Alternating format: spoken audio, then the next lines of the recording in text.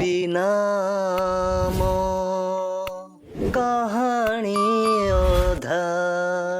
ତ ବିନା ମୋ କାହାଣୀ ଅଧାର ପଞ୍ଚମ ଭାଗ। ରାହୁଲ ଓ ଅମନ କଥାବାର୍ତ୍ତା ହୋଇ ଖାଇ ପିଇ ଶୋଇ ପଡ଼ିଲେ।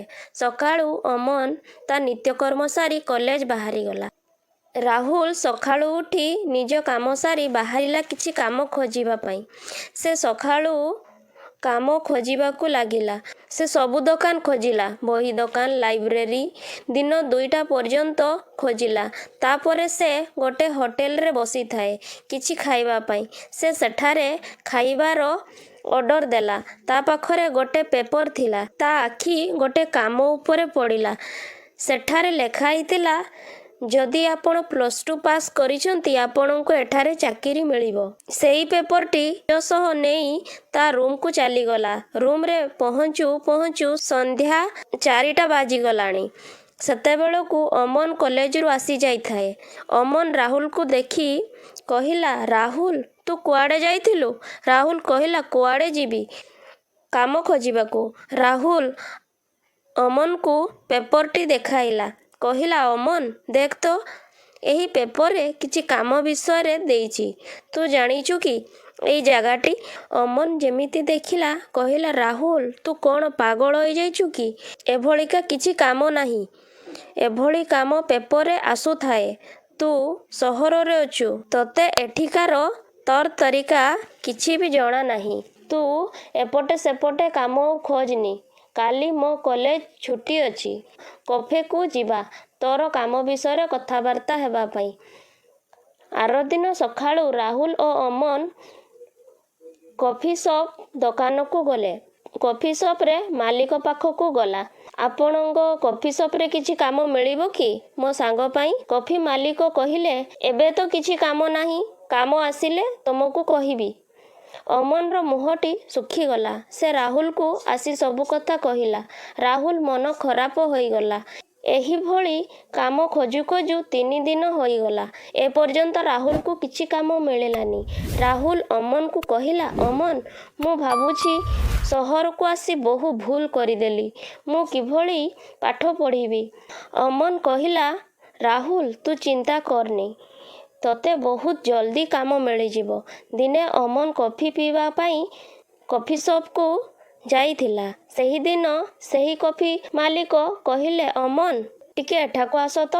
ଅମନ କହିଲା, ସାର୍ କ'ଣ ହେଲା? ଆପଣ ମୋ ନାଁ କେମିତି ଜାଣିଲେ? ଅମନ ତୁ ଯେଉଁଦିନ କାମ ପାଇଁ ଆସିଥିଲୁ ସେଦିନ ମୋ ଝିଅ ଏଠାରେ ଥିଲା। ସେ ତୋତେ ଦେଖିଦେଲା। ଆଉ ମୋତେ ଘରେ କହିଲା ଅମନ ମୋ ସହ ପାଠ ପଢ଼େ। ବାପା ସେ କ'ଣ ପାଇଁ ଆପଣ ପାଖକୁ ଆସିଥିଲା? ମୁଁ କହିଲି କଫି ସପ୍ରେ କାମ ମାଗିବା ପାଇଁ। ଅମନ ମୋ ଝିଅ କହିଲା କି ତମେ ବହୁତ ଭଲ ପିଲା, ଭଲ ପାଠ ପଢ଼ୁଛ। ତେଣୁ ମୁଁ ଭାବୁଛି ତମେ ତୁମ ସାଙ୍ଗକୁ କାଲିଠାରୁ ପଠେଇ ଦିଅ। ଏଠାରେ ସେ କାମ କରିବ। ଅମନ କହିଲା, ସାର୍ ଆପଣଙ୍କ ଝିଅ ନାଁ?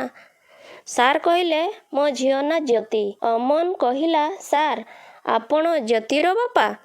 ଅମନ ନମସ୍କାର କରି କହିଲା, ଆପଣଙ୍କୁ ବହୁତ ବହୁତ ଧନ୍ୟବାଦ। ଅମନ ଖୁସି ମନରେ ରାହୁଲ ପାଖକୁ ଆସିଲା। ଅମନ ସବୁ କଥା ରାହୁଲକୁ କହିଲା। ରାହୁଲ ଖୁସି ହୋଇଗଲା। ରାହୁଲ ସକାଳୁ ନିଜ କାମ ସାରି କଫି ସପ୍କୁ ପହଞ୍ଚିଗଲା। ରାହୁଲକୁ ସକାଳୁ ଆସିବାର ଦେଖି ସପ୍ର ମାଲିକ କହିଲେ, ତମେ ଅମନର ସାଙ୍ଗ କି? ରାହୁଲ କହିଲା, ହଁ ସାର୍। ଠିକ୍ ଅଛି, ତମେ କାମରେ ଲାଗିପଡ଼। ଅମନ କାମରେ ଲାଗିଗଲା।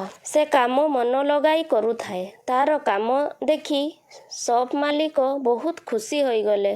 କଫି ସପ୍ ମାଲିକଙ୍କ ଘରୁ ଫୋନ୍ ଆସିଲା କି ତମେ ପରିବା ଘରକୁ ପଠେଇ ଦିଅ।